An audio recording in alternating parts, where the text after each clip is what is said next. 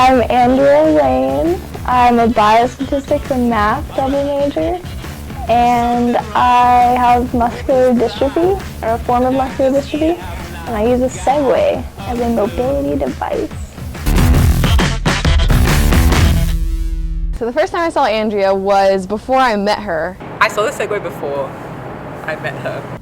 I think I just thought it was really cool. She zoomed past me on her Segway, and I was like, well, what is a Segway doing on campus? I was like, that's very strange, and I haven't seen it before. I didn't know she had any kind of disability. And I thought, okay, so maybe she has some sort of disability. I had a suspicion that it was a disability.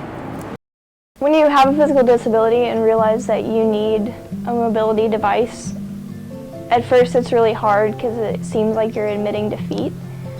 And it seems like you're having a setback, but really, I feel like once you cave and actually accept that you need something, it gives you a lot more independence. There's definitely a lot more planning involved, and yeah, you just have to find kind of the right place for you. I came to UNC because it was so outfitted for students with disabilities. Last year when we were living in the dorm, there was this one door that was really heavy, so I might prop it open before she came, but that requires so little effort, and it's just a conscious thing. I mean, you would do that for any friend. I think people are just touchy, or they don't know what's the right way to bring something up like that. Even the people that we saw in Franklin that one night, they were like, oh, you must be lazy, huh? I thought it was a bit insensitive. They should probably not just say the first thing that comes to their mind when they see someone on a Segway. The attention does get old, and I think I've kind of had to get used to constantly being in a spotlight. The typical response is oh, that's cool, that's different. Some people think oh wow, she's really spoiled because she has a Segway. Some people think I'm just lazy. People stop and comment on it, or let me try that out, or hey, what do you want that for? They don't quite understand why she has it. The time we went to get pizza, and the pizza delivery woman asked her if she could have a ride, and she just said no, and then turned around and kept riding. She, with grace and charisma, of course, set him straight. Yeah, so she deals with it well. She doesn't seem to get annoyed on the outside at least. I try to make it a non-issue, I think, and just do what I want to do.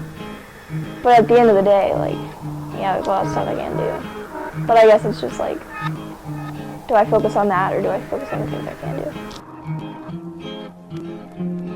It's like she and the Segway are one entity almost. It's not really it's not like it's in the way of her being who she is.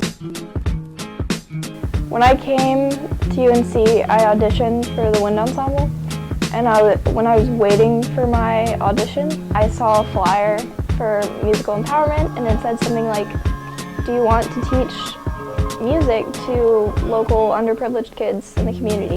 I started teaching Kendall, who is now 7. She was 6 when I started teaching her. I mean, we have fun. I want her to have fun. I think she is having fun.